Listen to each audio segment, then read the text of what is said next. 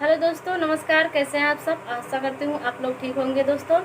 तो दोस्तों, आज आप लोगों के सामने बहुत ही प्यारा सोहर गीत लेकर आई हूँ। कमेंट बॉक्स में बताना हमारा गाना कैसा लगा। वीडियो को फुल वॉच करें और चैनल पर नए तो सब्सक्राइब जरूर कर लेना, ताकि हमारा हर एक वीडियो आप तक पहुँच सके और वीडियो का आनंद ले सके दोस्तों। तो चलिए आप लोग को सुनाते हैं एक सोहर गीत। अरे अरे बागिया के सुगाना होता बागिया है रे करई बागिया है रे करई हो मोरे सुगाना ससुर आगे खबरी जाना बहु अनाई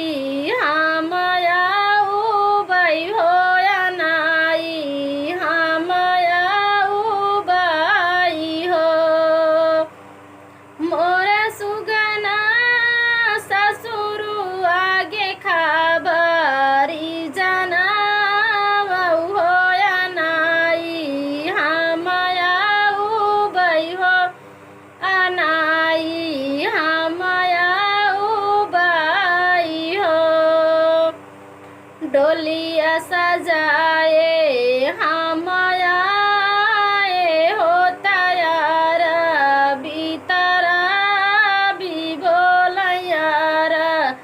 भीतरा भी बोलै हो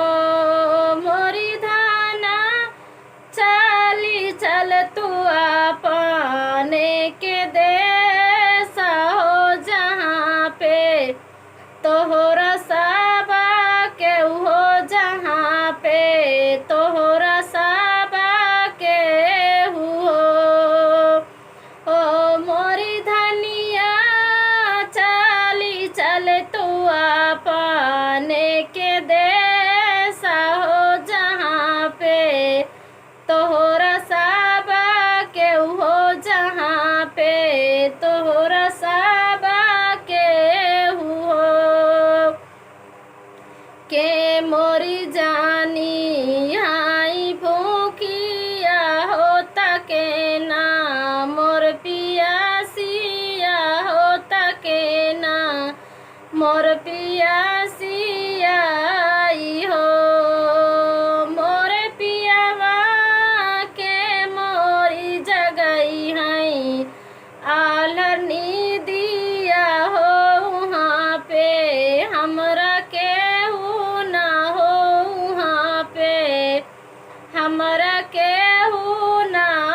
ही हो मोर पियावा के मोरी जगई है आलनी दिया हो हुआ पे हमरा के हो न हो हुआ पे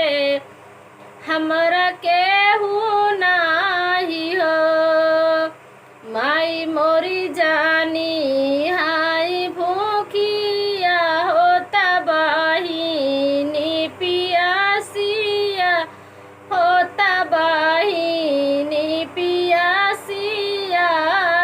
हो मोरी धाना हमहू जगऊ बैयालनी दिया हो हुआ पे तोहरा सबा के हो हुआ पे तोहरा सबा के हो मोरी धनिया हमहू जगऊ बैयालनी दिया हो हुआ पे तोहरा सबा के हो हुआ पे